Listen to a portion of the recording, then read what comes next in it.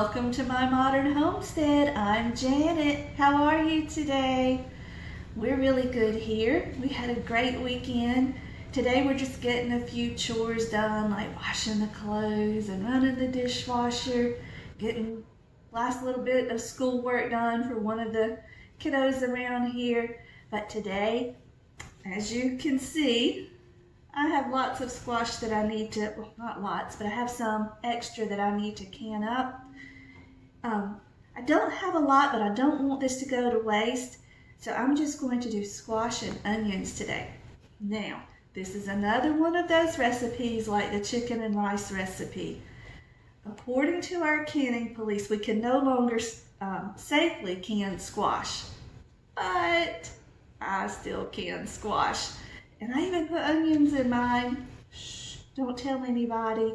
So today's project, I cannot recommend you do, but for those of you who like to come along and see what I'm doing here at our little place, I just thought I would record it and share it with you. But before we do that, I wanted to show you this notebook that I started a while back to try to keep myself halfway organized and not forget little things I wanted to do throughout the canning season or even throughout the year, because I don't can just during summer. I can throughout the year.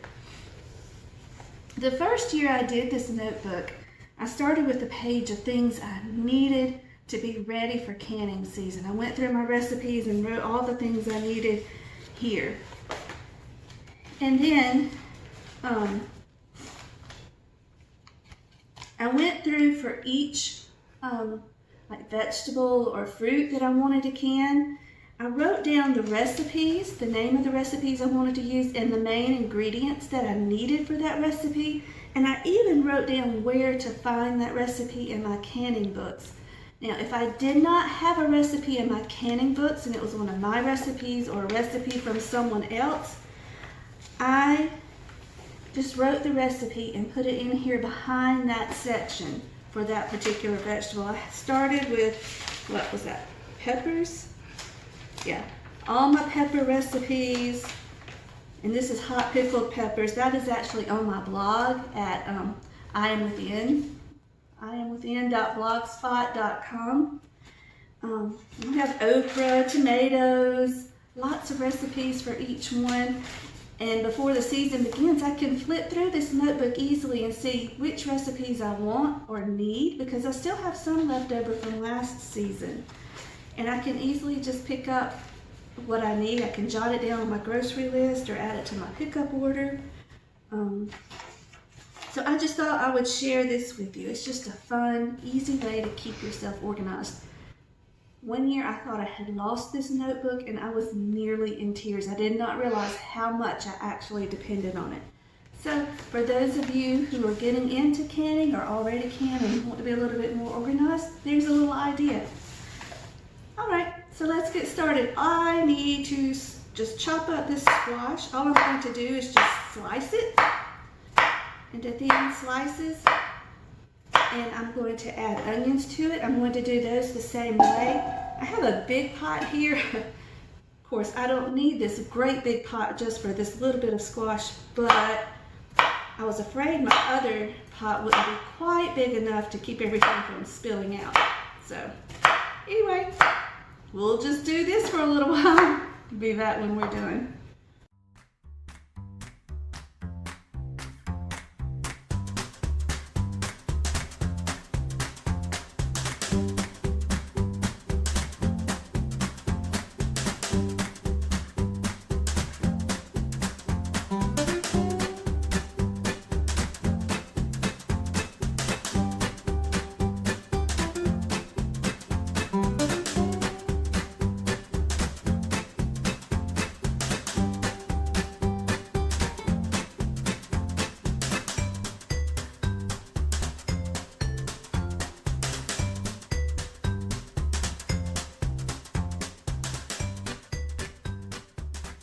Alrighty guys, we got all the squash chopped up. I had more in that basket than I thought I did. So I'm glad I went with this big pot. I don't know if you can see. It actually filled up half of this pot. And this is a 16 quart Yes, a 16 quart stock pot. And I still haven't put the onion in, so I'm glad I went with it. Let's get busy. We'll do the onions and we'll put it on to boil.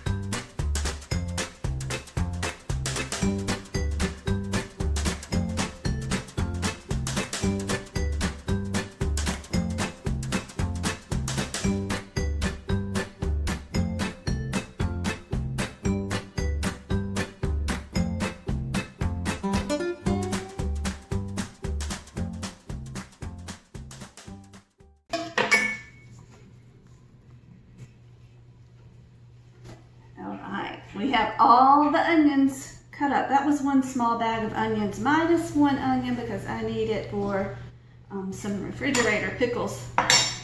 And guys, do you have any recommendations for super sharp knives that will stay super sharp? I can't seem to put my hands on any. I do have some on a wish list on Amazon, so we'll see what happens. Just going to get up these skins. All I have to do now is put water in this pot. Show you what it seems like it should be. I'll put water in there to cover that up, bring it to a boil, and boil it for 10 minutes. And then it will be ready to go into jars. Alright, let's set our time. Oh.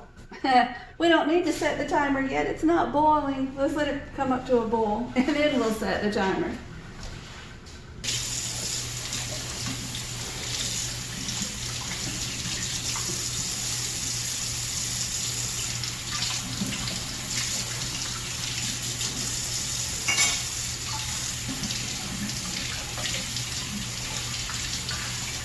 One tip I do have, guys, after you wash your knives, dry them off immediately.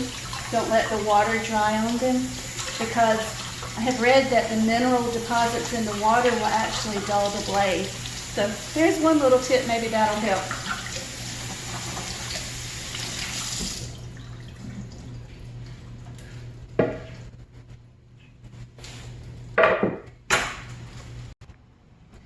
All right, what is this? Squash.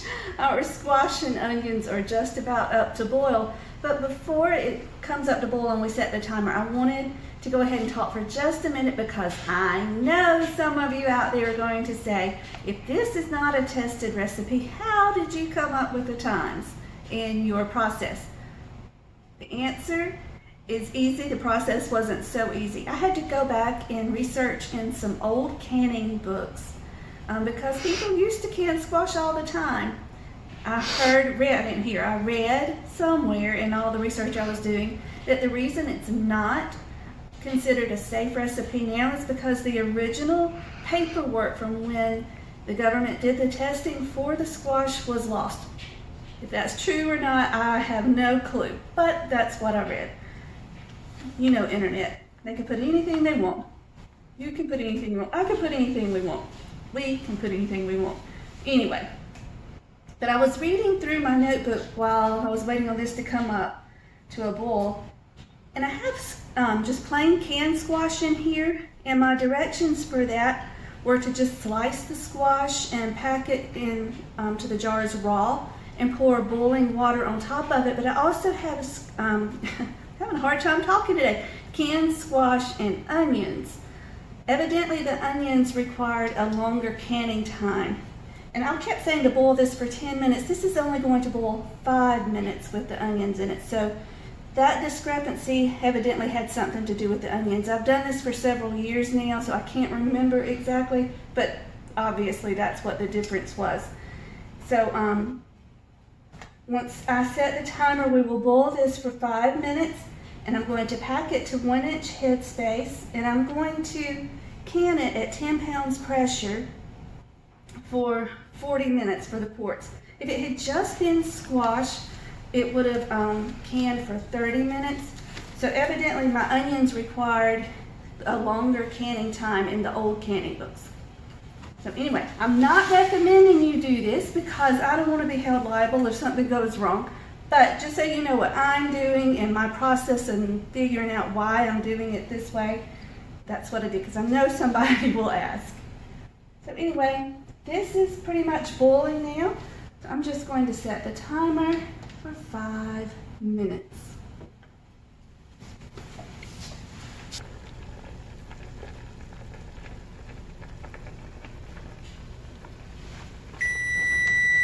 There we go. This smells so good, you guys. If you love squash and onions, this is one of the best smelling things in this house.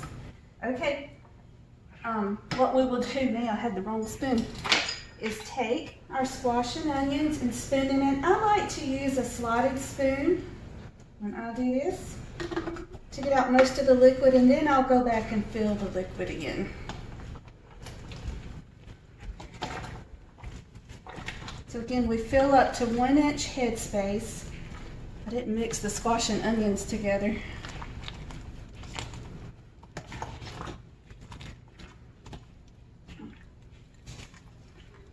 One-inch headspace, and then we'll come back and pour the hot liquid over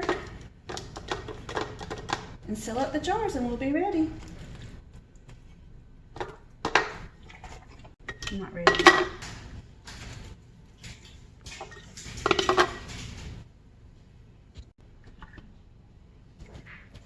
I need to get these larger jars out of the way, so I'm going to go ahead and add the hot liquid. This is just liquid I cooked in. You could add fresh boiling water if you wanted. I don't really see the need in wasting this. There's nothing wrong with it.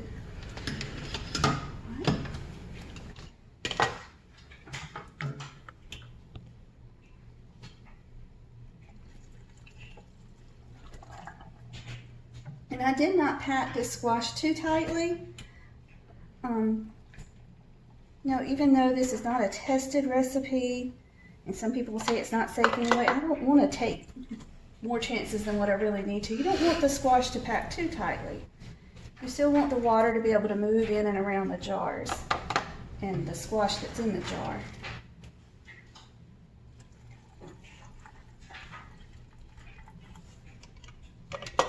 Now I will use this squash. Sometimes we just eat it like it is. I'll just heat it up. But I also like to make squash dressing, and something that's almost like dressing. It's in between dressing and cornbread. I guess maybe like a spoon bread, maybe. That's what I like to use this squash for. Maybe you guys have some other ideas you can share. I bet you can come up with some great ones. Okay. I actually need to make sure there aren't any big air pockets. Just run a spoon or a fork, just something around, kind of squish the squash to the middle, and see, it makes the water go down. You can add a little bit more water. That's just where air pockets have been caught down in the bottom, and the water just fills in those pockets when you do this.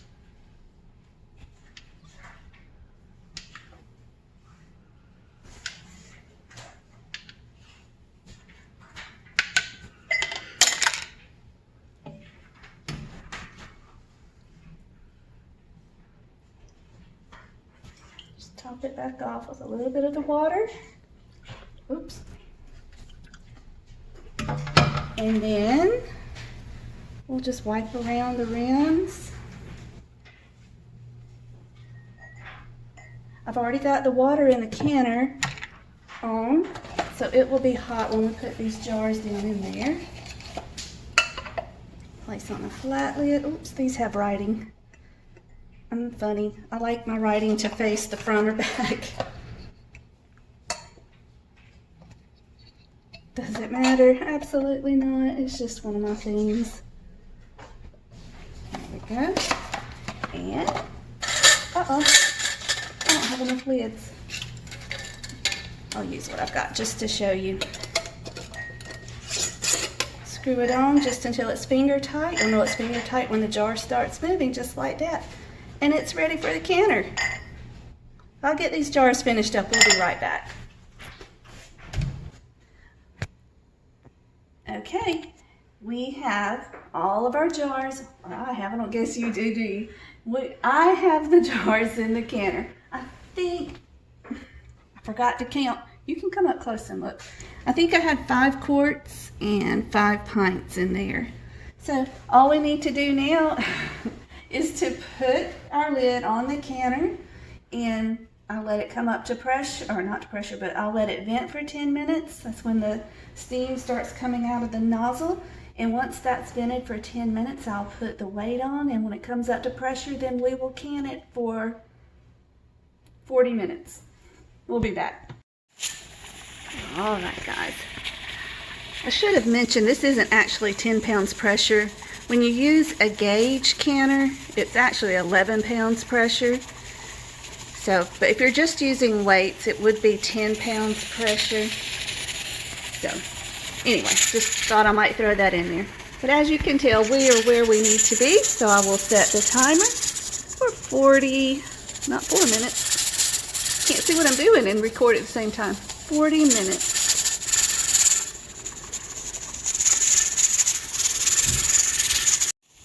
Okay, the timer just went off. I'm going to turn it off, and then I'm going to turn the eye off, and then we will just wait until this comes back down to 0. And when it does, then we'll take this off.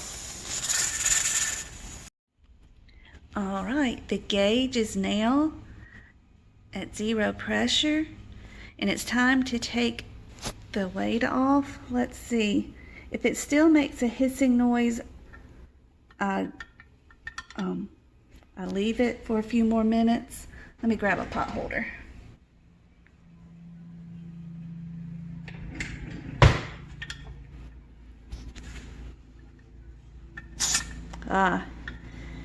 It's still hissing, so I'm going to leave it for a little bit, and I will gradually release it. Forever, guys, so I'm just going to go ahead and go for it because I already hear the squash sealing in there. This is still a little hot, and it's okay if it does that a little bit. It's down at 0 pressure. I don't know why it does that, but it does. I just give it a few minutes, maybe 5 to 10 minutes, and then I will release these knobs and let it vent for a little bit and take the lid off. It's been about 5 minutes since I've taken the weight off. And now I'm just trying to loosen it up. I have a hard time getting under here. It's a tight fit. Just going to loosen these. Be careful, this is really hot. You will burn your arm if you're not careful.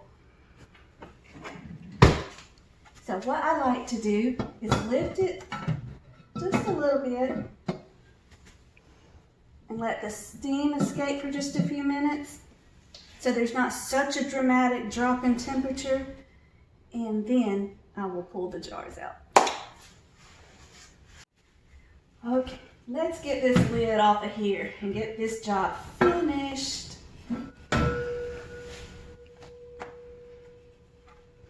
I like to sit this on hot pads if I put it on the counter.